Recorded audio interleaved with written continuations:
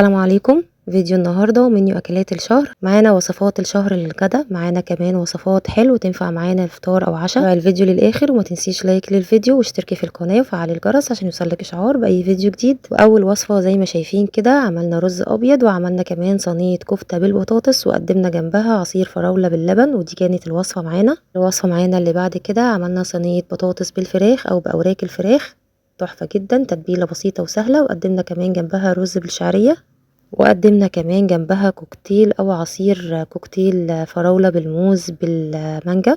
ودي تاني فكرة معانا. ندخل بقى على فكرة معانا اللي بعد كده. عملنا البانيه الكداب بنص كيلو من البانيه، هتعملي كمية كتير جدا من البانيه بطريقة تحفة جدا، او بفتيك البانيه طعمه حلو ومختلف وجديد. وقدمنا جنبه فريك، وكمان عملت عصير مانجا، وقدمنا كمان جنبه سلطة. فكرة معانا اللي بعد كده قدمنا مكرونة سباكيتي معاها بيض مسلوق، ده حرجناه او حمرناه كده في معلقه من السمنه او الزيت، وكانت اكله سهله وسريعه وطعمها حلو جدا. عملت كمان جنبها سلطه، تقدري كمان تقدمي جنبها بطاطس محمره لو حابه. اكله معانا اللي بعد كده شوربه العدس بالشعريه، معاها بصل اخضر وكمان طماطم متبله وعيش بلدي، تقدري طبعا تعمليها فته لو حابه. ودي كده كانت الوصفه معانا. الوصفه معانا اللي بعد كده عملت فراخ مشوية في الفرن أو أوراق فراخ، معاها رز بالشعرية وكمان بسلة، وعملت كمان عصير فراولة باللبن. ودي كده كانت الوصفة معانا. الفكرة معانا اللي بعد كده عملت مكرونة بالصدق كلها كده في حلة واحدة، تحفة وسهلة وبسيطة وسريعة. وقدمنا كمان جنبها عصير جوافة. استخدمت طبعا المكرونة القلم، تقدري تستخدمي أي نوع مكرونة تحبيه. الوصفة معانا اللي بعد كده الكبدة الاسكندراني، عملتها بطريقة بسيطة وسهلة وسريعة، قدمتها في العيش الصغير ده ومعاها كمان شيبسي. وصفات طبعا الاكل دي كلها عملتها بالتفصيل في القناه في فيديوهات المنيوهات لو حابين ترجعوا لها. فكره معانا اللي بعد كده عملت صينيه الكفته بالشكل ده، طعمها حلو جدا وسهله وسريعه، معاها كمان مكرونه بالصلصه، وعملت جنبها سلطه وكمان عصير جوافه. قطعنا الكفته كده لمثلثات بالشكل ده، تحفه جدا طعمها حلو قوي. فكره معانا اللي بعد كده محشي الكرنب، قدمناه بالشكل ده، وقدمت كمان جنبه شوربه لسان عصفور. والصينية اللي قدمناها جنبه كده كانت صينية الهياكل أو الأجزاء اللي بتطلع من الفراخ أو من خلي الفراخ، عملنا بيها شوربة وسقينا كمان بيها المحشي.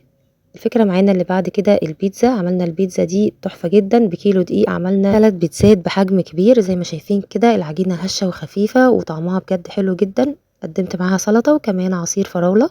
الفكرة معانا اللي بعد كده عملنا سمك مقلي بتتبيلة بسيطة جدا، قليناه كده في البيت، وعملنا كمان جنبه رز صيادية او رز بالبصل وسلطة وكمان عصير جوافة. كان معانا بعد كده السندوتشات السوري، عملناها شاورما بطريقة بسيطة وسهلة، وطعم طبعا حلو جدا في البيت، احلى واوفر بكتير. حطينا كمان مع الحشوة جوه بطاطس وقدمناها بالشكل ده، وعملت كمان جنبها عصير فراولة. الفكرة معانا اللي بعد كده عملنا مسقعة بطريقة بسيطة جدا، ما استخدمناش فيها زيت كتير، وعملنا كمان طاجن او صينية بطاطس بالبيض، اكلة سهلة وسريعة وطعمها حلو جدا. الاكلة معانا اللي بعد كده كبدة الفراخ، عملناها بطريقة بسيطة جدا وتتبيلة بسيطة وسهلة، قدميها في سندوتشات او مكرونة او رز زي ما تحبي. الفكرة معانا اللي بعد كده برجر الفراخ، برجر اقتصادي بكمية بسيطة من الفراخ او من البانيه، بيعمل لك كمية كتير قوي من البرجر، بتشيلي كمان منها في الفريزر، سهل عليكي قوي في اي وقت تجهزيه او تحمريه كده على طول وتعملي منه احلى سندوتشات برجر. كده معانا اللي بعد كده تقدري تقدميه بالشكل ده مع مكرونه محمره بالشكل ده، تحفه جدا واكله برده سهله وسريعه. كميه الفراخ اللي استخدمتها كانت نص كيلو بس من البانيه، عملت معانا وجبه ليومين. فكرة معانا اللي بعد كده عملنا الكفتة المشوية، عملتها في صينية في الفرن وقدمتها بالشكل ده، تحفة جدا. عملت بس منها كده سندوتشات مع سلطة وخس وخيار. ودي كده كانت الوجبة معانا، طبعا تقدميها مع مكرونة او رز زي ما تحبي. الفكرة معانا اللي بعد كده الكرنبيت او القرنبيط، عملناه بطريقة بسيطة جدا وسهلة، شكله حلو وطعمه حلو، قدمناه بالشكل ده، تعملي بقى منه كده سندوتشات مع خس وبطاطس. فكرة معانا اللي بعد كده عملنا الفول، ده كده فول بالصلصة، فول مدشوش بطريقة جديدة وسهلة، حطينا كمان على الوش بيض، وعملنا كمان طبق بطاطس بالبيض وكمان بتنجان مخلل وجرجير، تعملي كمان بقى سلطة وتقدمي خس كده زي ما عملت. ودي كده كانت الوجبة معانا. الفكرة معانا اللي بعد كده محشي الكوسة والفلفل، عملته كده مع بعض في حلة واحدة، وكمان عملنا فراخ مشوية في الفرن او اوراق فراخ مشوية بتتبيلة سهلة وبسيطة وسريعة. ودي كده كانت الوصفة معانا. فكرة معانا اللي بعد كده طاسة الكبدة بالفلفل، قدمت جنبها كمان بطاطس محمرة وكمان جرجير وقدمناها كده بالعيش، وكانت أكلة حلوة جدا وسهلة وسريعة قوي، الأكلات المنجزة اللي بتاخدش وقت خالص في تحضيرها وطعمها بيطلع حلو جدا في البيت. الفكرة اللي معانا بعد كده عملنا دبابيس الفراخ المحمرة بطريقة بسيطة جدا وسهلة. الفراخ دي مسلوقة وحمرناها بالفيجيتار، طعمها حلو جدا ومختلف، وكمان رز بالشعرية وكمان سبانخ، وعملت جنبها عصير جوافة.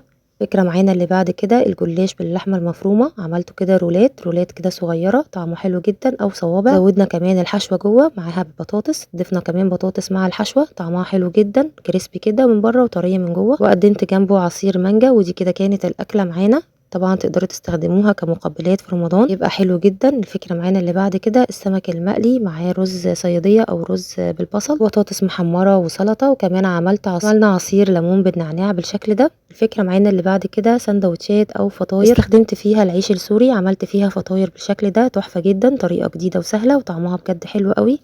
الساندوتش كمان مشبع قوي، او الفطيره طعمها حلو جدا، جربوها زي الجاهزه بالظبط واحسن كمان، كريسبي كده من بره وطريه من جوه، وحشيتها شاورما وبطاطس، تقدري بقى تغيري في الحشوه زي ما تحبي.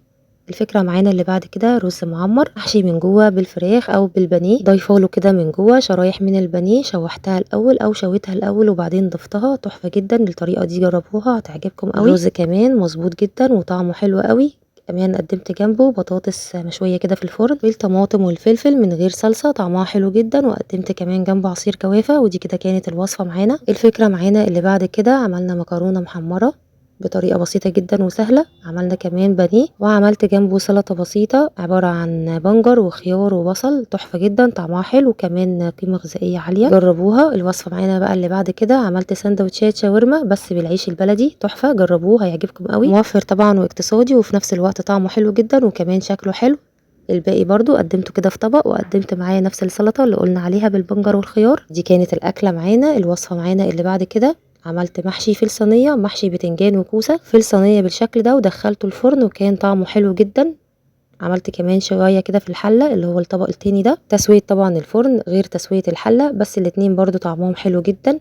عملت كمان جنبه عصير كركديه او عناب. فكرة معانا اللي بعد كده الفطيرة دي عملناها بطريقة بسيطة جدا، فطيرة بحشوة البسطرمة والجبن وطماطم وفلفل، طعمها حلو جدا. عملت جنبها كمان عصير ليمون باللبن، أكلة سهلة وسريعة، ينفع كمان فطار أو عشاء أو في السحور.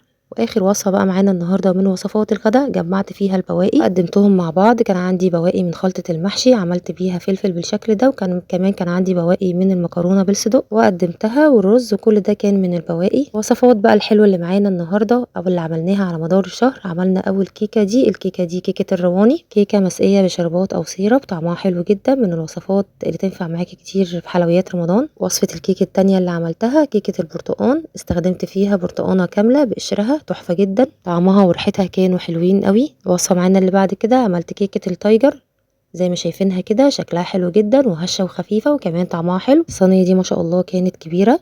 الوصفات دي زي ما قلنا تنفعك كتير قوي في فطار او عشاء، وصفات الحلوه اللي بنعملها، او طبعا برضو في السحور جنب كوبايه اللبن او الزبادي بتبقى تحفه، تغيير طبعا وتجديد. الوصفه معانا اللي بعد كده عملت كيكه حولناها بطريقه بسيطه جدا او باضافات بسيطه لقطعه من الجاتو او تورته، تزيينها بسيط قوي وسهل زي ما شايفين كده. طبعا طريقة الوصفات كلها في القناة زي ما قلنا في الفيديوهات، رجعوا لها وشوفوها هتعجبكم. الوصفة معانا اللي بعد كده عملنا الحلو ده اسمه شهد الملكة بدقيق السميد، حاجة كده ما بين العزيزية وما بين البسبوسة، طعمها حلو جدا، فاعك برضو قوي في حلويات رمضان.